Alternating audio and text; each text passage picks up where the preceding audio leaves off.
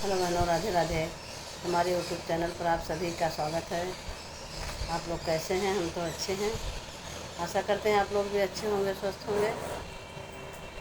और अभी गुरु पूर्णिमा आने वाली है। हम सब लोग गुरु जी की पूजा में सभी व्यस्त हैं। गुरु जी के आने का इंतज़ार कर रहे हैं पूर्णिमा के दिन। तो चलो हम सब लोग गुरु जी के भजन के माध्यम से ये सुनते हैं। अगर आप लोगों को हमारी गीत अच्छी लगी तो लाइक कीजिए, शेयर कीजिए, छोटा सा कमेंट द्वारा ज़रूर बताइए कि आप लोगों को हमारी गीत कैसी लगी। चलो सुनते हैं एक सुंदर सी गीत। आषाढ़ मास पूनम के दिनवा, आषाढ़ मास पूनम के दिनवा, गुरु जी का यवनमा होई गैला हो, गुरु जी का यवनमा होई गैला।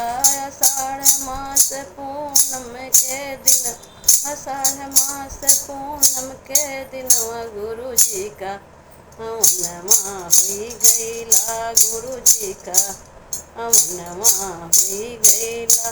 अरे बहुत दिना से रहिया लखत है, बहुत दिना से बटिया जोहत, गुरु जी का दर्शनमा होई गैला हो, गुरु जी का दर्शनमा होई गैला। आषाढ़ मास पूनम के दिनवा, आषाढ़ मास पूनम के दिनवा, गुरु जी का यवनमा होई गैला हो, गुरु जी का यवनमा होई गैला। धनी धनी भाग्य हमारे सभी का, धन धन भाग्य हमारे सभी का, हमें सेवा का अवसर मिल गैला हो, हमें सेवा का अवसर मिल गैला। आषाढ़ मास पूनम के दिनवा, आषाढ़ मास पूनम के दिनवा, गुरु जी का यवनमा होई गैला हो, गुरु जी का यवनमा होई गैला।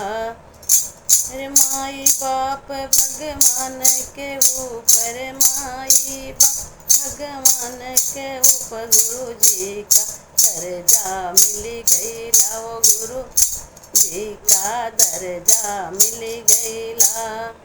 ओ माई बाप भगवान के ऊपर, गुरु जी का दर्जा मिल गैला हो, गुरु जी का दर्जा मिल गैला।